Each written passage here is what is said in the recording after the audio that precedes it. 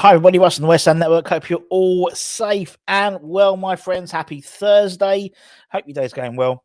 Hope you recovered from the disappointment of last night. And I think, it just shows, how I've calmed down a little bit from last night.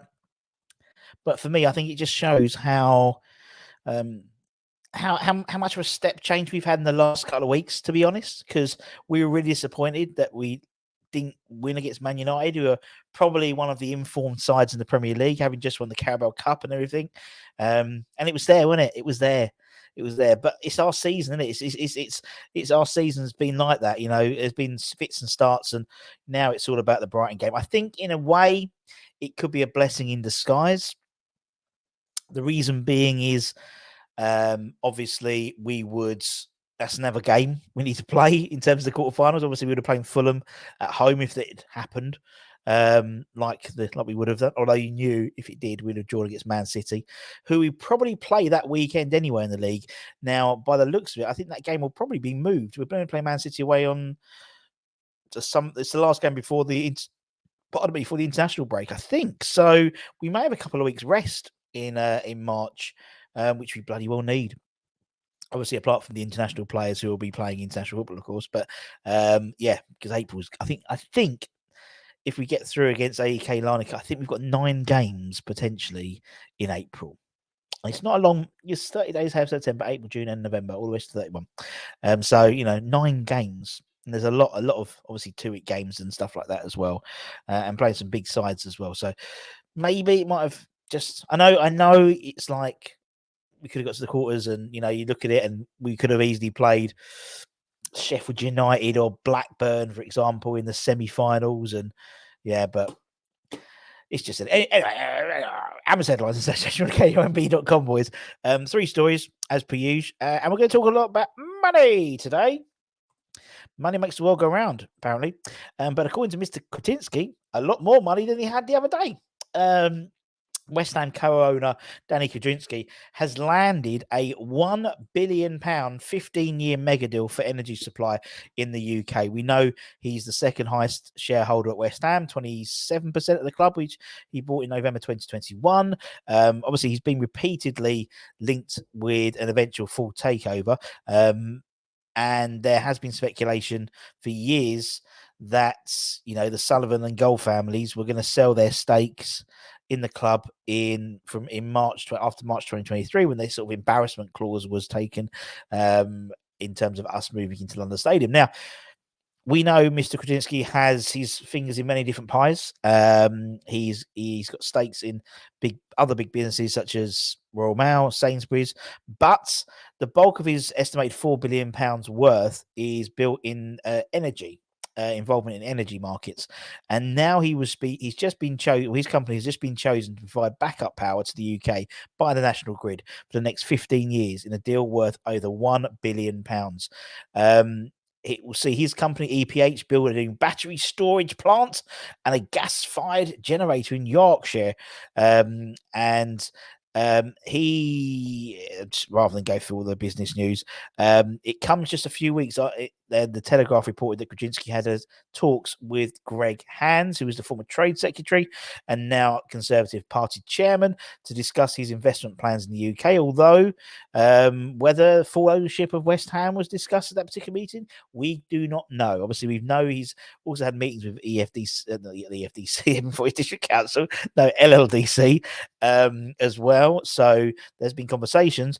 Although Kieran Maguire, the financial expert, he revealed several interviews he's had that the full ownership of West Ham isn't on Danny K's agenda at the moment.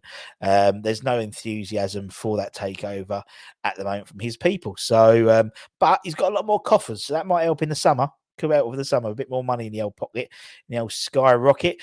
Talking about coffers, and it's all about the conference and how much money we've made so far. According to article in 6'2", the financial benefits of West Ham's running the Europa Conference League have been revealed. Having won Group B in the conference, we netted just over £500,000 as a result. On top of that, we earned just shy of £4 million with qualification to the group stage, and has since earned the maximum of 5 win bonuses of just shy of about €500,000 each. So a team winning a group fixture is awarded with £500,000, €500,000 per match. A draw, I think, is 160 odd thousand euros. So at the end of the group stages, each group winner also then wins €650,000 for winning the group, in addition to the money earned from the draws. And then there's a ticket revenue for the 4 home games at London Stadium, including sort of corporate hospitality. Conservatively, 6'2" put a figure of £3 million as a conservative estimate so far. We've also been awarded a 10-year coefficient bonus of £850,000 plus a share of the TV money pool worth around £650,000, as 3 of those group stages were featured on BT Sport. So bringing the total earned so far to £11 million so far in the Europa Conference League. Not bad for a Mickey Mouse tournament. The club can win obviously more. Qualification to the quarterfinals is €1 million. Qualification to the semi-finals is €2 million, and the winner pockets an additional €5 million and a place in the Europa League. So that's a guaranteed 20 odd million pounds on top of that. So, obviously would also receive a share of TV pool money as long as we stay in the competition.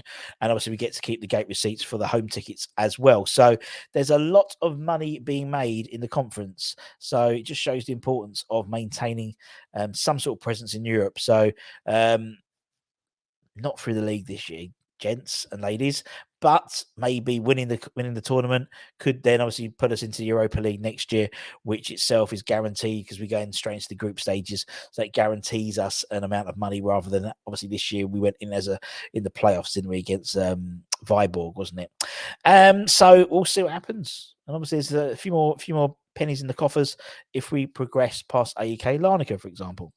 And lastly, the West Ham women's side announced 3 new directors to the board of the West Ham women's side, and 3 prominent West Ham senior people, really. Baroness Brady, obviously, co-chairman of West Ham, Tara Warren, who's the marketing director, and Nicola Key, who's head of ticketing and hospitality at West Ham, I believe. So the trio have been tasked with helping to continue West Ham's growth and development as a Barclays Women's Super League side. Baroness Brady apparently will take up a new senior level role in terms of focus and support across all areas of the women's football and commercial operation, from the first team through to the academy. So very much sort of looking from the grassroots up. West Ham actually continue their YSL campaign against Reading on Sunday, away to Reading at the Select Car Leasing Stadium. But it shows there's the prominence of the West Ham women's side, particularly with the prominence of the WSL getting more and more.